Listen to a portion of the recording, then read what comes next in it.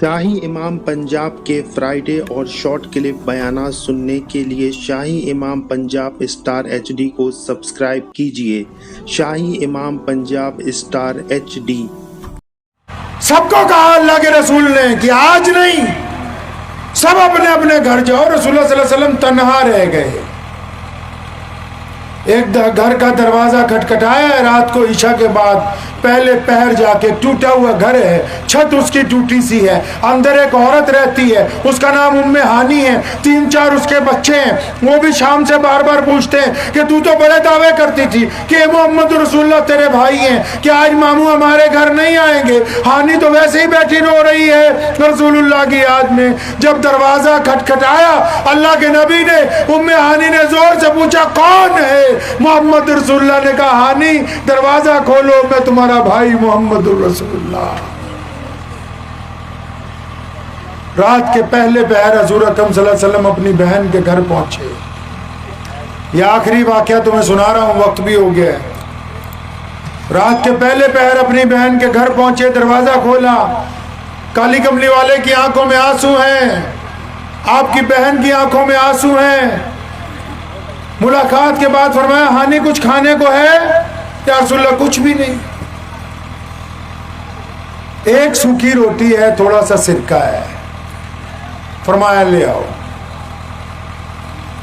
آپ صلی اللہ علیہ وسلم نے وہ سوکھی روٹی کھائی، سرکے کے ساتھ بھگو کے۔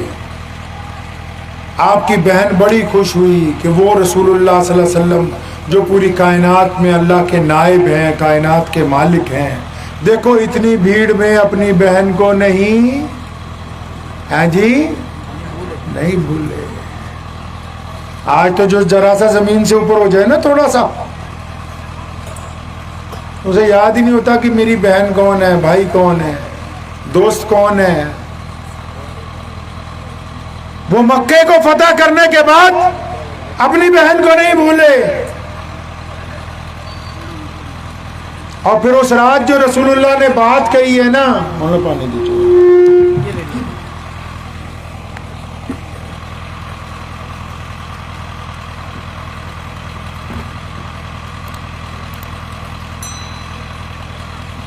اس رات جو رسول اللہ نے بات کہی، بس وہ آپ کو سنانی، پھر اپنی گفتگو ختم کر دوں۔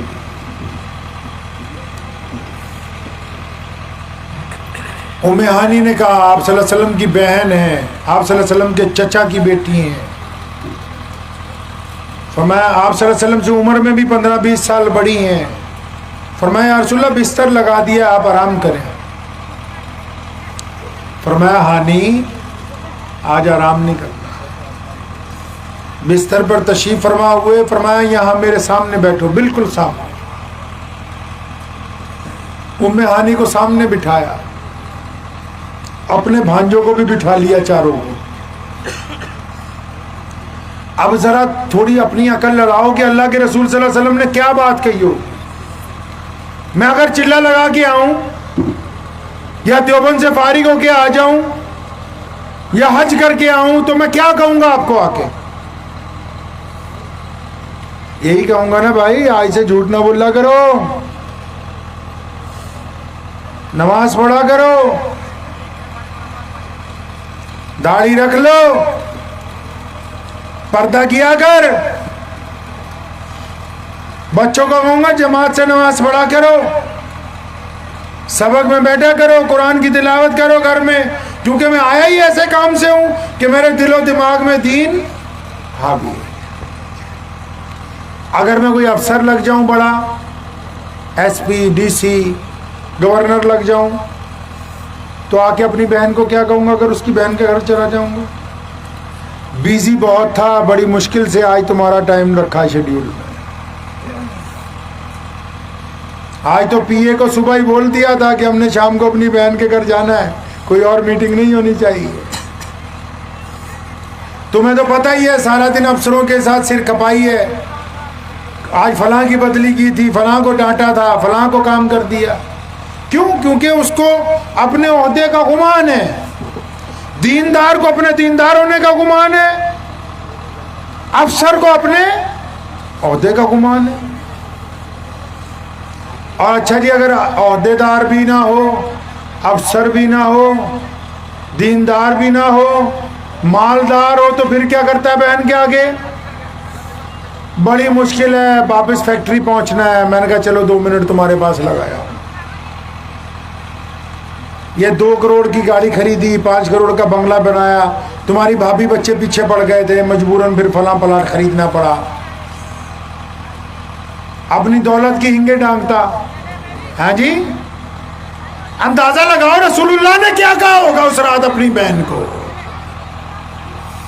ارے یہ تو دین کے مالک ہیں, دین نکلا ان کی ذات سے, مسئلے ان کی ذات سے نکلے, تقوی ان کی ذات سے نکلا ہے, توحید ان کی ذات سے نکلی, قبلہ ان کی ذات سے نکلا, قرآن ان کی ذات سے نکلا. اندازہ لگاؤ کہ اس ذات نے اپنی بہن سے کیا کہا ہوگا. بھائی پتہ ہے آپ کو کیا کہا ہوگا؟ ارے پتہ ہے کہ نہیں؟ بولو, نہیں پتا؟ اور لے آؤ 5-5 ہزار روپے تنخواہ والے مہینے کے مولوی. شرم نہیں آتی تمہیں؟ جب امام کو دینی 5-7 ہزار روپے مہینے میں ہے, وہ سیرت پڑھ کے تمہیں سنائے گا کہ وہ اپنے بچوں کا جگاڑ کرے گا. بھائی میں نے وقف بورڈ کی میٹنگ میں آج سے 6-7 سال پہلے جب تنخواہیں بڑھوائیں پنجاب میں اماموں کی, میں کہا یار 15-20 ہزار کر دیتے ہیں. سارے ممبر کہنے لگے نہیں نہیں نہیں نہیں, بہت زیادہ ہے, بہت زیادہ ہے.